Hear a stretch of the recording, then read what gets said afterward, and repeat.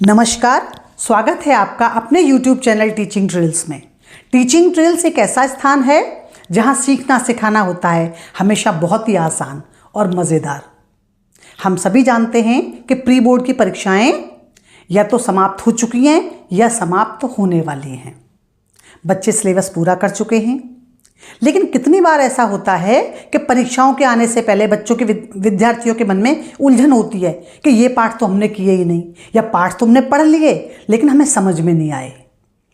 तो इस वीडियो में हम कबीरदास जी द्वारा रचित पाठ एक साखी की चर्चा करेंगे, उसके भावार्थ और उसके अर्थ के बारे में बात करेंगे, जिससे कि विद्यार्थियों को आसानी से पाठ समझ में आ जाए और उन्हें रटना न पड़े। सबसे पहले हम पाठ को पढ़ने से पहले हम समझते हैं कबीरदास जी के बारे में कि कबीरदास जी कौन थे। भक्ति संप्रदाय में दो धाराएं हुई या दो भक्ति मार्ग थे। एक था सगुण भक्ति मार्ग और एक था निर्गुण भक्ति मार्ग। सगुण भक्ति मार्ग के जो प्रमुख कवि थे उसमें हम तुलसीदास जी को ले सकते हैं, हम इसके अलावा सूरदास जी को। तुलसीदास जी ने भगवान राम के चरित्र का बहुत सुंदर वर्णन किया है। उसी प्रकार से सूरदास जी ने भगवान कृष्ण के रूप सौंदर्य का वर्णन किया है। तो ये दोनों सगुण भक्ति मार्ग के कवि हो गए। इनके जो देवता हैं, इनके जो भगवान हैं, इनके जो ईश्वर हैं, उनमें बहुत सारे गुण हैं। लेकिन कबीरदास जी निर्गुण भक्ति मार्ग के कवि थे। इन्होंने कहा कि मेरा ईश्वर सर्वशक्तिमान है, सर्वव्यापी है, लेकिन उसका कोई आकार नहीं है। कबीरदास जी ने क्योंकि जितना भी सारा ज्ञान प्राप्त किया वो अपने अनुभव से प्राप्त किया, साधु संतों की संगत में रहे, जगह जगह भ्रमण किया, तो इनकी भाषा में भिन्न भिन्न प्रांतों के शब्द आ गए। विद्वान इनकी भाषा को सदुक्कड़ी या पंचमेल खिचड़ी कहते हैं। अब सबसे पहले हम बात करते हैं साखी की कि साखी का अर्थ क्या है। साखी यानी साक्ष्य, गवाह, विटनेस, यानी जो ज्ञान कबीरदास जी ने प्राप्त किया इसके वो स्वयं गवाह हैं, वो इसके प्रत्यक्ष प्रमाण हैं। क्योंकि उन्होंने कहा भी है, तू कहता कागद की लेखी, मैं कहता आँख इनकी देखी। कि और सारे शायद कवियों ने, उनके जो पूर्व के लेखक थे, कवि थे, उन्होंने शायद जो प्रमाण उन्हें मिले, जो उनसे पूर्व में कवियों ने जो लिखा था, उन्होंने शायद आधार बना करके उन्हीं रचनाओं को आगे लिखा होगा। लेकिन कबीरदास जी ने अपने प्रत्यक्ष ज्ञान के आधार पर अपने रचनाओं को लिखा। तभी उन्होंने कहा, मैं कहता आँख इनकी देखी, कि जो मैंने अपनी आँखों से देखा है, जो मैंने प्रत्यक्ष अनुभव किया है, वही मेरी रचनाओं में समाहित है। तो सबसे पहले हम बात करते हैं पहली साखी की। ऐसी बाणी बोलिए मन का आपा खोए। अब देखिए, बाणी शब्द क्या है? शब्द होता है वाणी, लेकिन यहाँ पर बाणी है। मन का आपा खोए। कबीरदास जी कहते हैं कि मनुष्य को मन का आपा, आपा मतलब अहंकार, घमंड, क्रोध, मनुष्य को अपने मन का अहंकार और घमंड छोड़कर, खोकर, समाप्त करके, त्याग करके ऐसी वाणी बोलिए। इस प्रकार की वाणी बोलनी चाहिए, मीठी वाणी बोलनी चाहिए, मधुर वचन बोलने चाहिए, जिससे कि अपना तन शीतल करे। उससे क्या होगा कि हमारा तो मन है, हमारा जो शरीर है वो शीतल होगा, हमारे मन को ठंडक पहुंचेगी, हमारी आत्मा को ठंडक पहुंचेगी, तसल्ली मिलेगी, सुकून मिलेगा, औरन को सुख होए, और जो सुन रहे हैं उनको भी प्रसन्नता होगी। तो मिठासपूर्ण जो व्यवहार होता है, जो मीठी वाणी होती है, वो क्या है, जो दूसरे हैं, पराये हैं, उनको भी अपना बना लेती है। और जो कठोर वचन होते हैं, अहंकारपूर्ण वचन होते हैं, वो हमारे अपनों को भी पराया कर देते हैं। तो इस साखी में कबीरदास जी ने मीठी वाणी का महत्व बताया है। और जब हम किसी के साथ मीठी वाणी बोलते हैं, मीठा व्यवहार करते हैं, तो हमें अपने उस बड़प्पन को, अपने उस अहंकार को छोड़ना पड़ता है। उदाहरण के लिए मान लीजिए आप किसी की मदद करते हैं, तो आपको मदद करके बहुत खुद भी अच्छा लगता है, और जिसकी आपने मदद की है उसको तो प्रसन्नता होती ही होती है। तो जो भी इनकी साखियाँ वो व्यवहारिक ज्ञान से हैं, और उनकी रेलेवेंस, उनकी प्रासंगिकता आज भी है। अब देखते हैं दूसरी साखी। कस्तूरी कुंडली बसे, मृग ढूंढे वन माही। अब देखिए, कस्तूरी कुंडली शायद आपको नहीं पता होगा कि कस्तूरी एक बहुत ही दुर्लभ पदार्थ है, बहुत ही सुगंधित पदार्थ है। पहले के समय में, आज से अगर मैं 5 साल या 10 साल पहले की बात करूं, या छोटे शहरों में आज भी जो नवजात शिशु होते हैं, न्यूबॉर्न बेबी होते हैं, उनको एलोपैथिक दवाइयाँ नहीं दी जाती हैं। तो माएँ क्या करती हैं, सर्दी खांसी के हो जाने पर या बुखार आ जाने पर कस्तूरी बटी, आपको जो आयुर्वेद की दुकान होती है या जहाँ पर होम्योपैथिक की दवाइयाँ मिलती हैं, जैसे डाबर की हो गई, बैद्यनाथ की हो गई, जो इस प्रकार की दवाइयाँ मिलती हैं, तो उसमें आपको कस्तूरी बटी की गोलियाँ मिल जाएंगी। और वो कस्तूरी की जो बटी की गोलियाँ बहुत छोटी छोटी होती हैं, वो इतनी सुगंधित होती है, तो माँ क्या करती हैं, दूध में मिला करके उसको अपने बच्चे को पिला देती हैं। तो उसमें इतने औषधीय गुण होते हैं। तो कबीरदास जी यहाँ पर उसी कस्तूरी की बात कर रहे हैं। अब जो कस्तूरी है उसकी इतनी अधिक सुगंध है कि कस्तूरी कुंडली बसे। जो कस्तूरी नाम का जो सुगंधित पदार्थ है, जो दिव्य पदार्थ है, वो कहाँ, कुंडली, किसके में, हिरण की नाभि में बसता है। हिरण की नाभि में वो सुगंधित पदार्थ रहता है। लेकिन मृग ढूंढे वन माही, और उसकी खुशबू पूरे वन में फैल जाती है। उस खुशबू को पाने के लिए, उस खुशबू से प्रेरित होकर के मृग पूरे वन में उसे ढूंढता है।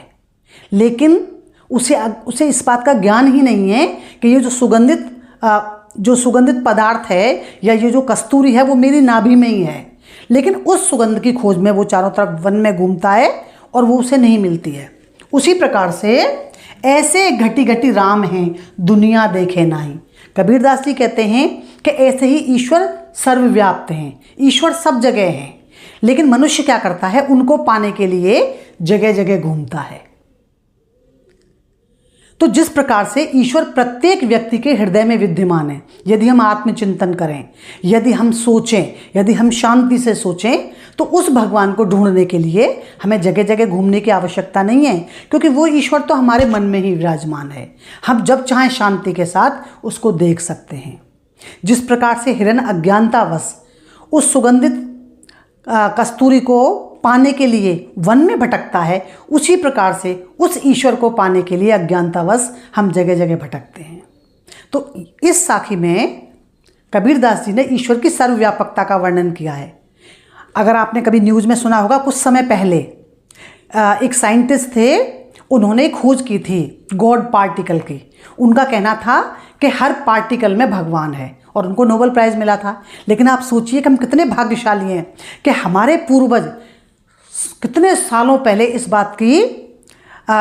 बात को वो प्रूव कर चुके थे, इस बात को वो बता चुके थे कि ईश्वर प्रकृति के हर कण में विद्यमान है, हर प्राणी में विद्यमान है।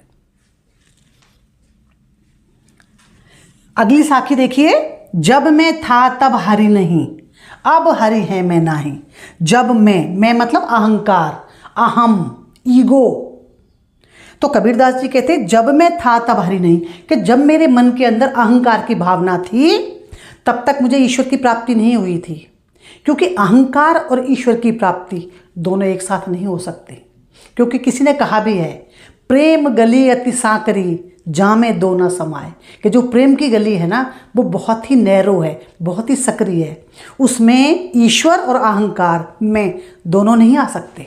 अपने अहंकार को त्याग करके ही हम ईश्वर को प्राप्त कर सकते हैं। तो जब मैं था तब हरि नहीं, अब हरि है मैं नाही, कि जब मेरे मन में अहंकार था तो तब मुझे ईश्वर की प्राप्ति नहीं हुई थी। अब हरि है मैं नाही, और जैसे ही मुझे ईश्वर की प्राप्ति हुई है, मेरे मन का अहंकार समाप्त हो गया है। क्योंकि भगवान और अहंकार दोनों एक साथ नहीं रह सकते। सब अंधियारा मिट गया जब दीपक देखा माही। जब से मैंने ज्ञान का दीपक देखा है, जब से मुझे ज्ञान का दीपक मिला है, जब से मुझे प्रभु की भक्ति मिली है और मुझे ज्ञान मिला है, तो क्या है, सब अंधियारा मिट गया। मेरे जीवन का जितना अज्ञान था, जो अज्ञान रूपी अंधेरा था, वो मिट गया है। जिस प्रकार से दीपक के जलाने से अंधेरा दूर हो जाता है, उसी प्रकार से ज्ञान के प्रकाश से अज्ञान रूपी अंधकार दूर हो जाता है। तो अगर हम सरल भाषा में भी देखिए, आप अगर हम प्रैक्टिकल जीवन में भी देखें, यदि हम किसी से कुछ सीखना चाहते हैं तो सबसे पहले हमें क्या होगा, मेंटल रेडीनेस, हमें उसके लिए मानसिक रूप से तैयार होना पड़ेगा। एक विनीत भाव, पोलाइट और हम्बलनेस हमें लानी पड़ेगी, तभी हम सामने वाले से कुछ सीख सकते हैं। अगर हम ये सोचें कि ठीक है, जो सामने वाले से हम सीख रहे हैं उसका एक बार टेस्ट लेते हैं, उसको कितना आता है, उससे ज़्यादा तो हमें आता है, तो हम कभी नहीं सीख सकते।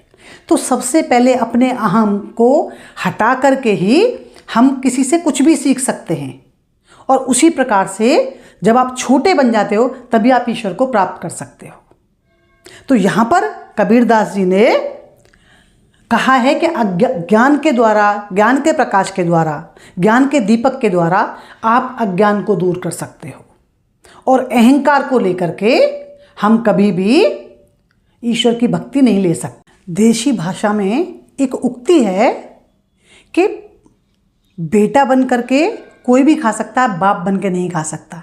इसका अर्थ यह है कि आप हम्बल भाव से, विनीत होकर के, पोलाइट होकर के, मीठे वचनों में बोल करके तो किसी से भी अपना लाभ ले सकते हैं, लेकिन अकड़ के साथ, कठोर वचनों के साथ आप किसी से भी नहीं ले सकते हैं। तो कबीरदास जी ने भी अपनी साखी में इसी बात को कहा है। और दूसरी चीज़ देखिए, अगर संस्कृत में एक उक्ति है, विद्या ददाति विनयम, कि विद्या विनय प्रदान करती है। पेड़ों को देखते हैं, पेड़ जितने अधिक फलदार होते हैं वो उतने ही झुक जाते हैं। तो ऐसा व्यक्ति जो बहुत ज्ञानी हो, जो बहुत विद्वान हो, जिसने बहुत विद्या प्राप्त करी हो, तो हम्बलनेस, पोलाइटनेस और विनीत भाव उसके अंदर आ ही जाता है। अपनी साखी के माध्यम से कबीरदास जी ने यह बताया है। अब हम बढ़ते हैं अपनी अगली साखी की ओर। तो अगली साखी है हमारी, सुखिया सब संसार है, खावे अरु सोवे, दुखिया दास कबीर है, जागे अरु रोवे। अब देखिए यहाँ पर जो अर्थ है उसका बहुत गहरा मीनिंग है, और इसमें देखिए कि सुखिया सब संसार है। कबीरदास जी कहते हैं कि मनुष्य को, जैसा हम हिंदू माइथोलॉजी मानती है कि 96 करोड़ योनियों के बाद, यानी कितनी सारे जन्म लेने के बाद हमें मानव जन्म मिलता है, हमें मानव योनि मिलती है, हमारे बहुत अच्छे कर्म होते हैं तब हमें मनुष्य शरीर मिलता है। लेकिन एक सामान्य व्यक्ति कैसा है, अज्ञान के कारण वो सुखिया सब संसार है, खावे और सोवे। इस संसार में वो लोग अपने आप को सुखी मानते हैं जो अच्छा खाना खाते हैं और चैन की नींद सोते हैं, भोग विलासपूर्ण जीवन जीते हैं। जिन्होंने अपने जीवन का उद्देश्य केवल खाना और सोना ही मान लिया है, दुनिया के अनुसार वे लोग बहुत सुखी हैं। लेकिन कबीरदास जी के अनुसार वो व्यक्ति सुखी नहीं है, क्योंकि उन व्यक्तियों को पता ही नहीं है कि मनुष्य ने, भगवान ने उनका जन्म किस लिए दिया है, उन्हें मानव योनि में क्यों भेजा है। क्योंकि मानव योनि मनुष्य को बहुत ही अच्छे कर्मों के बाद मिलती है। तो उन सामान्य मनुष्यों की स्थिति के बारे में सोच सोच कर कबीरदास, दुखिया दास कबीर है, कबीरदास जी दुखी हैं, जागे और वो हमेशा जागृत अवस्था में रहते हैं। वो हमेशा सोचते रहते हैं कि मनुष्य अपने इस जीवन के उद्देश्य को क्यों नहीं समझ पा रहा है, क्यों वो अपना जीवन खाने पीने जैसी व्यर्थ की चीज़ों में व्यर्थ कर रहा है, क्यों अपने जीवन को, बहुमूल्य जीवन को वो व्यर्थ कर रहा है। तो उस स्थिति को सोच करके कबीरदास जी दुखी रहते हैं। अगर आप देखें कभी तो प्रकृति में एक तिनका भी जब पेड़ से गिरता है तो वो खाद में मिल जाता है, यानी उसके जीवन का भी एक उद्देश्य है। जिस पेड़ से उसने जन्म लिया, अंत में क्या करेगा, वो उसी के लिए मिट जाएगा, खाद के रूप में काम आ जाएगा। तो मनुष्य का जीवन तो बहुत ही बहुमूल्य है। कितने अच्छे कर्मों के बाद हमारा जीवन मिला है हमें। मनुष्य अपने जीवन का स्वामी है, और कहते हैं मनुष्य भगवान की बनाई हुई सर्वश्रेष्ठ कृति है। तो ऐसी साधारण कामों में, ऐसे कामों में हम अपने जीवन को क्यों व्यर्थ कर सकते हैं, कैसे व्यर्थ कर सकते हैं। तो मनुष्य की उसी अज्ञानता को देख करके, सोच करके कबीरदास जी दुखी रहते हैं और हमेशा रोते रहते हैं। यानी वो सोचते रहते हैं कि क्या प्रयत्न किया जाए कि मनुष्य अपने जीवन के उद्देश्य को जाने। विरह भुभंगम तन वसै, विरह मतलब अलग होने का भाव, भक्त का भगवान से अलग होना, किसी व्यक्ति का अपने प्रिय से अलग होना। तो कबीरदास जी कहते हैं कि विरह भुभंगम तन वसै, मंत्र न लागे कोई। जब कोई भी व्यक्ति अपने बहुत प्रिय से अलग होता है, या कोई भक्त जब अपने भगवान से अलग होता है, तो उसको इतनी पीड़ा होती है जैसे कि सर्प का जहर उसके शरीर में बस गया हो। जैसे कि पूरा जहर उसके शरीर में बस गया है और जो उसको पीड़ा हो रही है, मंत्र ना लागे कोई, उस पीड़ा को दूर करने का, उस विरह रूपी पीड़ा को दूर करने का कोई मंत्र नहीं है। किसी भी उपाय से, किसी भी प्रकार के समझाने से वह पीड़ा दूर नहीं होती है, क्योंकि राम वियोगी ना जीवै। कबीरदास जी आगे कहते हैं कि जो व्यक्ति अपने प्रिय से अलग हो जाता है, तो अपने प्रिय से अलग होने के बाद जब वो विरह में जीता है तो वो अपना जीवन जी नहीं पाता है। उसी प्रकार से भगवान से अलग हुआ व्यक्ति, भगवान से अलग हुआ उसका भक्त भगवान के वियोग में जी नहीं पाता। और यदि किसी कारणवश वो जिंदा भी रहता है तो बौरा हुए, तो वो पागल हो जाता है, विक्षिप्त हो जाता है, बौरा जाता है, संसार के किसी भी कार्य के योग्य नहीं रहता। हम मीराबाई का उदाहरण ले लें, हम अगर मान लीजिए नामदेव का उदाहरण ले लें, हम चैतन्य महाप्रभु का उदाहरण ले लें, कितने ऐसे संत महात्मा हुए हैं जो भगवान की भक्ति में इतने लीन हो गए थे कि उन्होंने पूरा परिवार अपना छोड़ दिया था, वैराग्य जीवन ले लिया था। क्योंकि भगवान की भक्ति में लीन हुआ व्यक्ति फिर सामान्य जीवन जीने के योग्य नहीं रहता है। तो इसके माध्यम से कबीरदास जी यही कहना चाहते हैं कि ईश्वर की भक्ति का जब उसके ऊपर रंग चढ़ता है तो उसके ऊपर कोई दूसरा रंग नहीं चढ़ता है। अगले साखी में निंदक नेड़ा राखिए आंगन कुटी बंधाए। अब आप देखेंगे जो मैंने कहा था आपसे कि कबीरदास की भाषा पंचमेल खिचड़ी है या सदुक्कड़ी है। नेड़ा, नेड़ा मतलब नज़दीक, समीप, आंगणी आंगन में, कुटी बंधाए कुटिया बना देना, उसका छप्पर डाल देना, उसकी झोपड़ी डाल देना। तो कबीरदास जी कहते हैं यहाँ पर कि जो निंदक व्यक्ति है, जो हमेशा हमारी आलोचना करता है, उसको यदि संभव हो तो अपने पास रखना चाहिए, यदि और संभव हो तो अपने घर के पास ही उसकी कुटिया बना देनी चाहिए। क्योंकि बिना साबुन और पानी के वो क्या करेगा, हमारे स्वभाव को निर्मल कर देगा। हम सभी जानते हैं कि मनुष्य कमजोरियों का पुतला है, हर मनुष्य के अंदर कमजोरियां हैं, लेकिन जो निंदक व्यक्ति होता है, जो हमारी आलोचना करता है, वो बार बार क्या करेगा, हमारी आलोचनाओं के बारे में हमें बताएगा, हमारी बुरी आदतों के बारे में हमें बताएगा। तो हम क्या करेंगे, उन आदतों को छोड़ देंगे और अपने व्यवहार को और अच्छा बना लेंगे। तो जो निंदक व्यक्ति है कबीर के अनुसार वो हमारा सच्चा हितैषी है, वो हमारा दुश्मन नहीं है, क्योंकि वो हमारे जीवन को और अच्छा बना रहा है, हमारे व्यवहार को और अच्छा बना रहा है, हमारे जीवन से दोषों को दूर कर रहा है।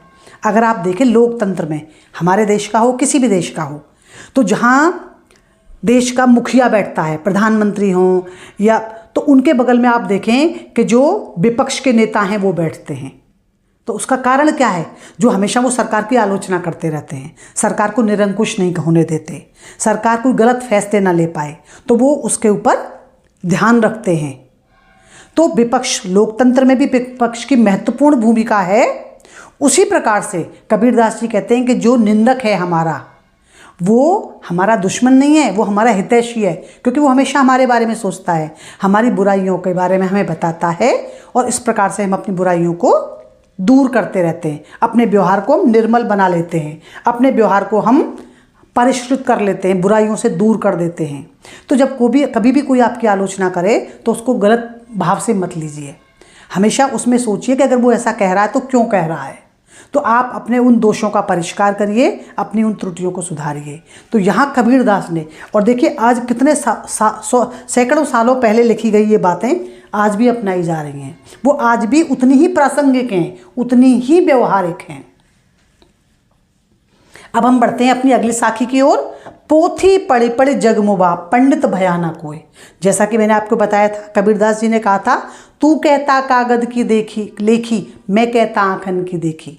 तो वो उन्होंने व्यवहारिक ज्ञान की बात की है कि पोथी पढ़ी पढ़ी जगमुबा, पोथी पढ़ी पढ़ी, पोथी मतलब धर्म ग्रंथ, न जाने कितने धर्म ग्रंथ पढ़ पढ़ के जगमुबा, जगमुबा मतलब युग बीत गए, लोग मर गए, नए युग आ गए, सदियां बीत गईं, पीढ़ियां बदल गईं, पंडित भयानक हुए।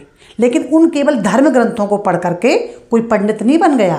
केवल ग्रंथों को पढ़ करके ऐसा नहीं है कि वो बहुत ज्ञानी बन गया हो, क्योंकि हम कहते हैं मनसा वाचा कर्मणा, जो हमने मन में सोचा उसको अपने वचन में लाओ, उसी को अपने कर्म में लाओ, तभी मनुष्य सच्चा मनुष्य है। तो बड़े बड़े धर्म ग्रंथ पढ़ करके, बड़ी बड़ी पोथियाँ पढ़ करके आप ये सोचोगे कि आप पंडित बन गए, तो उससे कोई पंडित नहीं बन सकता। ना जाने कितनी पीढ़ियां गुजर गई, न जाने कितने युग बदल गए। एक अक्षर पीव का पढ़े सुपंडित होए। एक अक्षर, जिसने एक ही अक्षर, जिसने प्रेम का एक भी अक्षर पढ़ लिया वही पंडित है। तो सबसे बड़ा जो अक्षर कौन सा है? प्रेम का। जैसे हम कह सकते हैं सद्भावना का, मानवता का, इंसानियत का, वो सबसे बड़ा अक्षर है। और जिसने वह प्यार का अक्षर पढ़ लिया उससे बड़ा कोई ज्ञानी है ही नहीं। क्योंकि हम कितनी भी चीज़ें पढ़ लें, लेकिन जब तक हम उसको अपने आचरण में नहीं ढालेंगे हम पंडित नहीं बन सकते। लेकिन जिसने केवल एक प्रेम का एक ही अक्षर पढ़ लिया, इंसानियत का, मानवता का, सब धर्म एक समान है, क्योंकि सब धार्मिक पुस्तकों में एक लिखा है, तो उससे बड़ा ज्ञानी कोई भी नहीं है। वही सच्चे अर्थों में पंडित है। तो यहाँ पर कबीरदास जी ने पुस्तकीय ज्ञान की अपेक्षा व्यवहारिक ज्ञान को अधिक महत्वपूर्ण बताया है।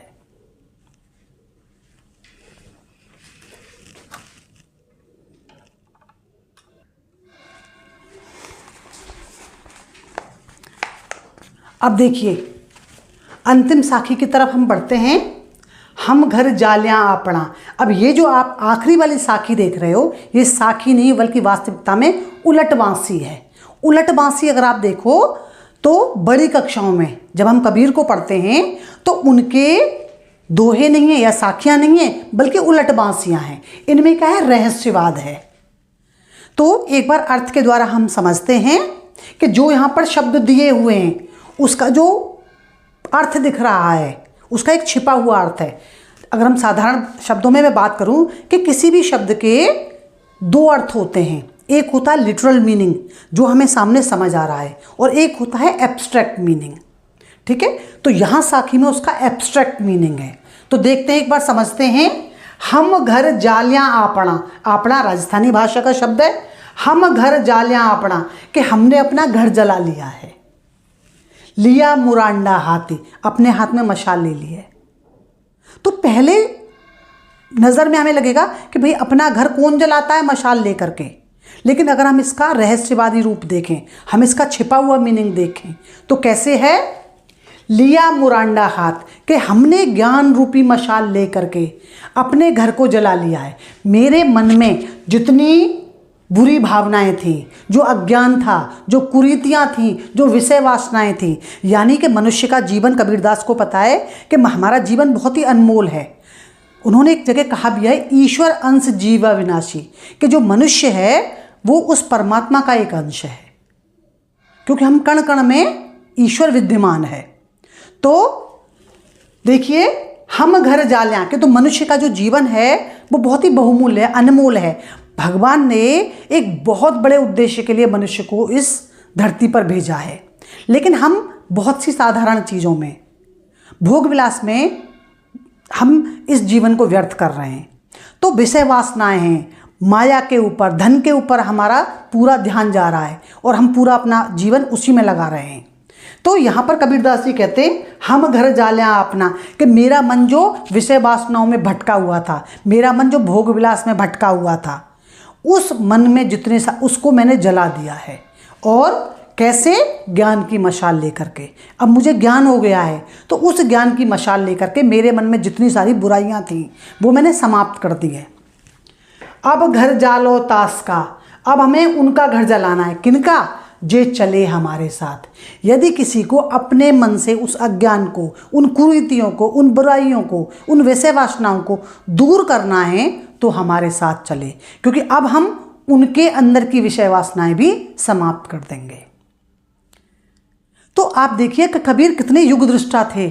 आज से अगर हम करें सैकड़ों वर्ष पहले उन्होंने इस प्रकार की बातें कही थी जो आज भी रेलेवेंट हैं। क्योंकि मनुष्य का जीवन आप देखिए कितना महत्वपूर्ण है, कितना अनमोल है, लेकिन हम क्या करते हैं, बहुत छोटी छोटी चीज़ों में हम अपने पूरे जीवन को नष्ट कर देते हैं। और जब तक हमें रियलाइज़ होता है तो पता चलता है कि हमारा बहुमूल्य समय निकल चुका है। तो मैं आशा करती हूँ कि ये वीडियो आपको पसंद आया होगा। प्लीज़ कमेंट करके हमें ज़रूर बताइए कि आपको इन साखियों से पाठ को समझने में आपके विद्यार्थियों को कितनी सहायता मिली। और कमेंट करके हमें ज़रूर बताइए कि इसी साखी में और आप क्या देखना चाहते हैं। तो मिलते हैं एक और वीडियो में, तब तक सीखते रहिए, सिखाते रहिए। धन्यवाद।